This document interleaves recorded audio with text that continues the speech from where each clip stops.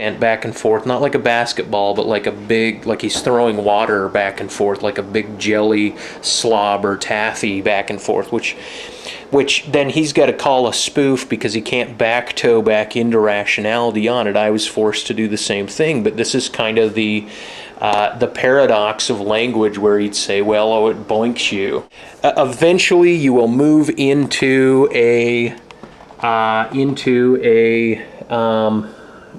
problem, so to speak, with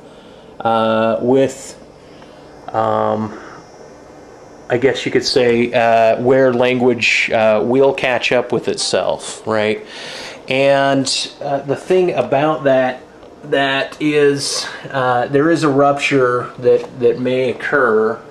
Okay, what does it mean to both simultaneously prepare and prevent war, right? Einstein says this is an impossibility. If I have insight into anything, it's the notion that language requires a geometry of communication, right? This places it outwardly for description. This makes it objective to a certain extent. Ism is, how did he put it, nullifies delineation. And in one respect it is, but it's not a delineation proper, it's the straight line-deadness of delineation. To me, language necessitates a hierarchy, right? You have to have at least two people to speak. You can speak to yourself, but you have to have a third person or the absence of a third person. Like Conference Report says, Baudrillard covers up the absence of that which is not, right?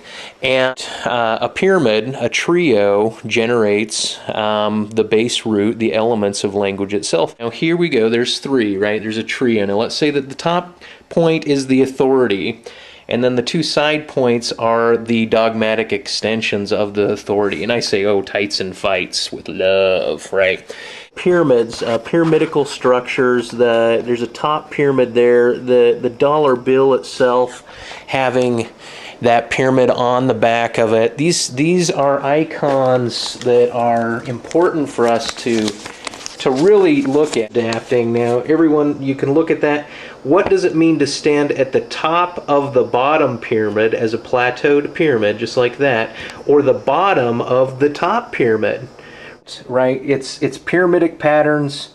It's how is an Egyptian pyramid having a single point different than a Mayan pyramid having a plateaued point, right? Now here we go, there's three, right? There's a trio. Now let's say that the top point is the authority, and then the two side points are the dogmatic extensions of the authority. And I say, oh, tights and fights with love, right? So the whole idea is, what does it mean then to involute? That means to bring the relationship between the authority and one side of a dogmatism to its center. Involutions, this is where the top tangent, as soon as it reaches its own base, for its own trajectorial base, it skips over to this other tangent, which is the three-pointedness or hierarchy of language, or the creation of language. Then we have the heart, right, which is a full involution of the side, the dogmatism on one side, right? You see I drew this line here to indicate, well, this is still a pyramid, but we're going to involute. We're going to say that the 2 points are no longer points, that the opposition is now found in a single involuted spot. It's almost like you had to turn it upside down in order to find that particular. Okay, right here, there's a heart and there's a pyramid, and they're upside down to one another, meaning is put together, right?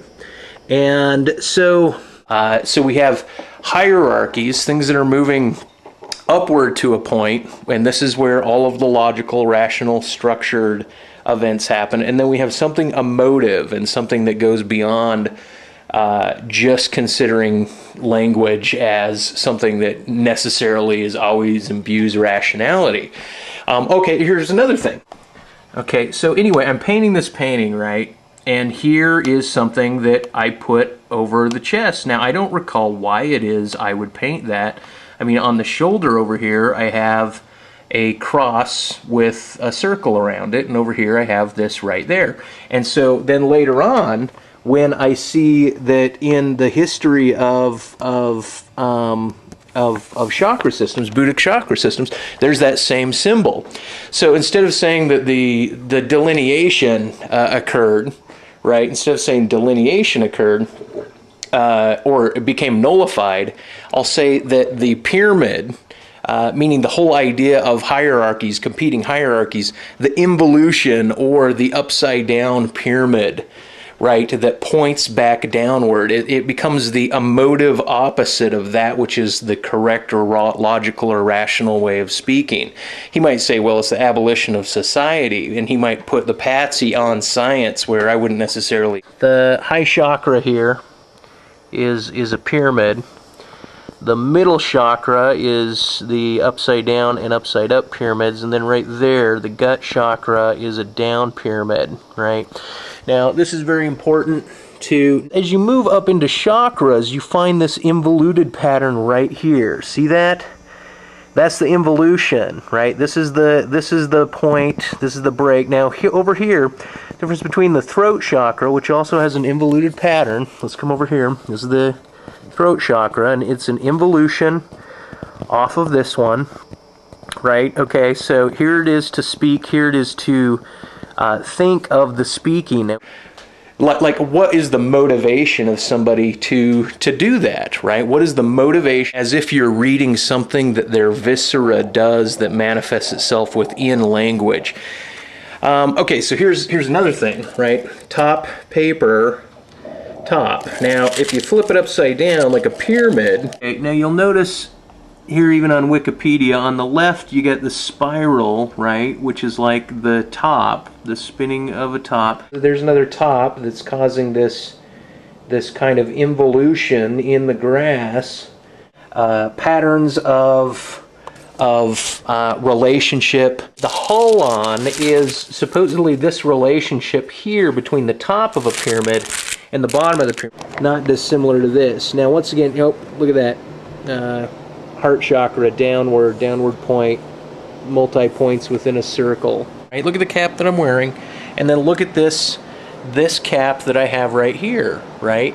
This particular cap is it's a pyramid known as holon, right? You got the top, which is red, which is brighter and more brilliant than the cool, which is down a little bit lower, and you got an X, and the X goes, you know, it like, I don't know, like it's got a top part and it's got a bottom part, depending on how you want to look at that actual icon. Sorry, I'm doing my morning Joe here. Okay, and so I sit here and I'm just watching where do designers and what does it mean for these pyramids to come about. Pyramids that point up and then pyramids that point down. What does it mean to have pyramids that collide with one another? What then did he do? Before the city, he was met by letters from Caesar, and as soon as he received them, he comes. In a few words I remind myself of what I must read over to my pupils.